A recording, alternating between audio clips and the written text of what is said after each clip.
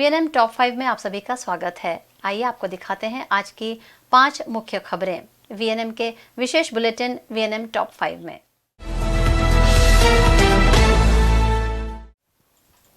टूटी फूटी सड़कों के दोषी लोगों पर कार्यवाही की मांग आरटीआई एक्टिविस्ट अरविंद सिंधा ने की है। वडोदरा शहर के कई इलाकों की सड़कें गड्ढों में तब्दील हो गई है। खासकर गेंडा सर्कल से मनीषा 4 रास्ता तक बन रहे ब्रिज की वजह से पहले ही ट्रैफिक जैम हो रहा था और अब सड़क रोलर कोस्टर में तब्दील हो गई है, जिससे 15 मिनट का सफर तय करने में वाहन चालकों को करीब 1 घंटा लग रहा है। इस मामले सामाजिक कार्यकर अरविंद सिंधा ने पुलिस भवन में शिकायत करते हुए दोषित लोगों पर कानूनी कार्यवाही की मांग की है।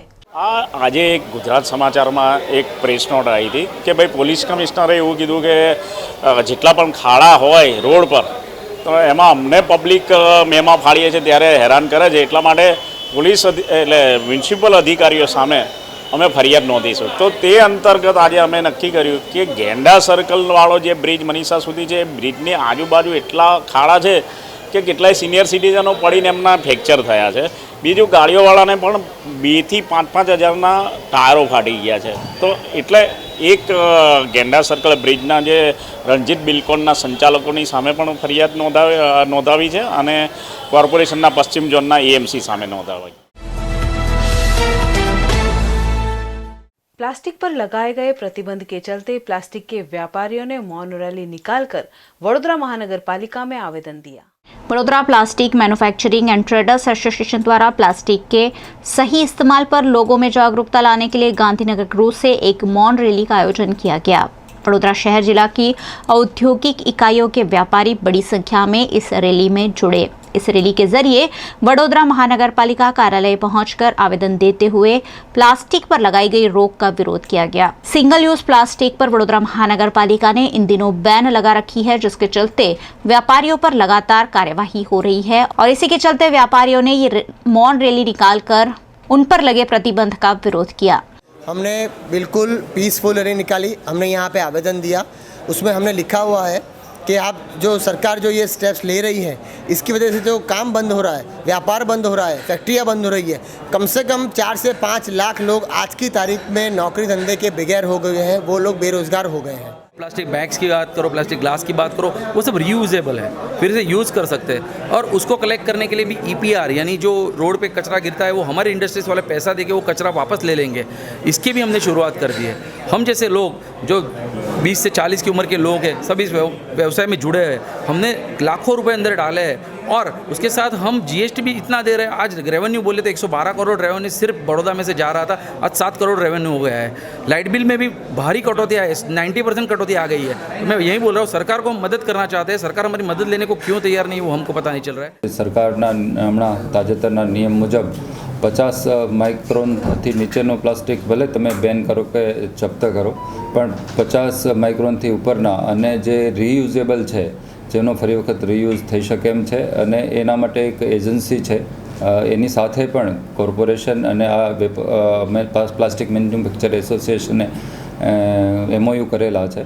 તો એ જે રીયુઝેબલ છે ને 50 માઇક્રોન ઉપરના છે એ અગેન કલેક્ટ થઈને રિસાયકલ જો થવાના જ છે। તો આ અત્યારે જે એમને સખ્તી કોર્પોરેશન તરફથી વર્તવામાં આવી રહી છે એના કારણે એ લોકોને મેન્યુફેક્ચરમાં અને સેલમાં બહુ મોટો અત્યારે ખટકો પડ્યો છે। તો એમાં યોગ્ય નિર્ણય થાય એવી બિલકુલ એમણે રજૂઆત કરી છે। મને લેખિત આવેદનપત્ર પણ મળ્યું છે। એ એમની સંપૂર્ણ રજૂઆત માનનીય કમિશનર સાહેબના ધ્યાને હું મૂકીશ। पंड्या ब्रिज निकट ट्रेन की चपेट में आने से अज्ञात व्यक्ति की गंभीर चोट लगने से मृत्यु हो गई। पंड्या ब्रिज निकट एक अज्ञात शव बरामद हुआ है, जिसकी जांच में वडोदरा और अहमदाबाद के बीच जो ट्रेनों की आवाजाही जारी रहती है उस दौरान पंड्या ब्रिज निकट ट्रेन की चपेट में आकर एक अज्ञात शख्स को सिर के हिस्से में गंभीर चोटें आई, जिसके चलते उनकी मौके पर ही मौत हो गई। पुलिस ने मौके पर पहुंचकर अज्ञात शख्स को पोस्टमार्टम हेतु सयाजी अस्पताल भेज दिया है। सांवली निकट लसुंद्रा में स्लम के बच्चों के उत्थान के लिए कार्यरत पाठशाला स्कूल की हॉस्टल का शुभारंभ हुआ है। गरीब बच्चों को पढ़ाकर एक अच्छा जीवन देने की चाह के साथ कुछ साल पहले शुरू हुआ था पाठशाला का सफर। सड़क किनारे या ब्रिज के नीचे गरीब बच्चों को पढ़ाने की शुरुआत की थी शहर की शिक्षिका जूइन दत्ता ने। कुछ बच्चों से शुरू हुआ पाठशाला का सफर अब करीब 100 बच्चों तक पहुंच गया है। बच्चे पढ़ने के साथ साथ अन्य गतिविधियां सीख सकें और एक साथ रहकर आगे बढ़ सकें, इस आशय के साथ सांवली के लसुंदरा में एक सुंदर हॉस्टल पाठशाला द्वारा बनाया गया है, जिसके उद्घाटन समारोह में बड़ी संख्या में अग्रणियों की उपस्थिति रही।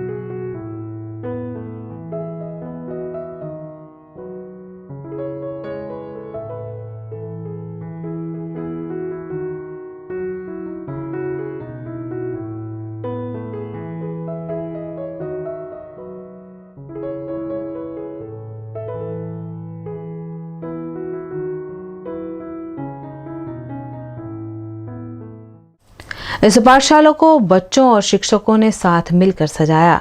पाठशाला के हॉस्टल के उद्घाटन समारोह में बच्चों द्वारा सुंदर प्रस्तुतियां भी दी गई।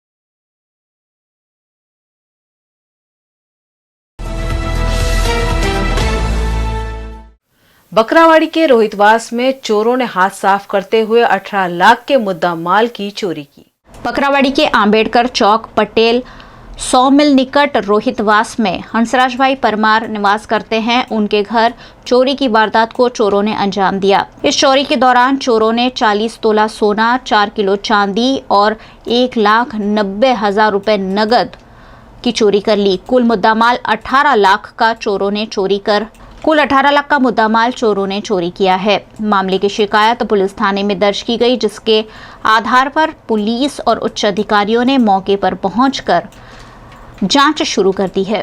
काले रात्रे हूँ 2 वागे घर न ताड़ू मारीने ऊपर गयो तो सवारे 6 થી 6:30 ની વચ્ચે મિસિસ નીચે આવી તો દરવાજો તૂટેલો હતો અને બધું વેર વિખેર હતું એટલે એને બૂમાબૂમ કરી એટલે હું નીચે આવ્યો તો નીચે આવતા જોયું ને તો બધું અહીં ચોરી થયું એવું લાગેલું એમ.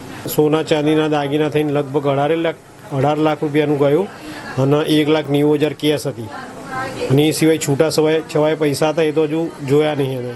હું સવારે નીચે આવી 6 વાગે 6, 6:30 તો મારું બધું વેર વિખેર્યું હતું. મેં જોયું તો કશું મને દેખાયું નહીં. મેં બૂમ કરી પપ્પુ હંસુ. આજુબાજુવાળા બધા ભેગા થઈ ગયા. બધા બહાર જ હતા, કોઈ ઘરમાં ના આવ્યું. ચોરી થઈ. મારા બધા દાગીના, મારી 2 દીકરીઓના દાગીના, 2-2.5 લાખ રૂપિયા રોકડા મારા બધું જ લઈ ગયા. અમે લૂંટાઈ ગયા.